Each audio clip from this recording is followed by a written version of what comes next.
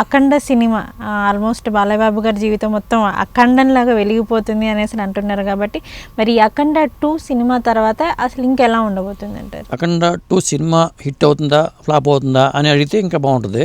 ఎందుకంటే సినిమాల పరంగా ఒక సినిమాలో మనం చెప్పొచ్చు కూడా, జాతకాలను బట్టి సినిమాలు హిట్ అవుతాయా లేదా అని చెప్పొచ్చు. అలా కూడా చెప్పొచ్చు సార్.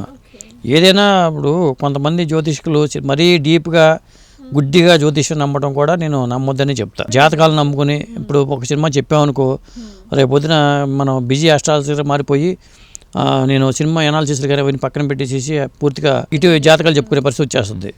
ఇది ఒక హాబీ కానీ ప్రవృత్తి కానీ చేసుకుంటున్నా కానీ నా వృత్తి జర్నలిజం, ప్రవృత్తి అస్ట్రాలజీ. ఇది ఒక పరిశోధన దృక్పథంలో నేర్చుకున్నాను. నేర్చుకుని 3 పుస్తకాలు రాశా. ఒకటి ప్రశ్న జాతకాల మీద ప్రశ్నహోర రాశాను, సత్యనారాయణ నాయక్ గారు నేను కలిపి రాశాం.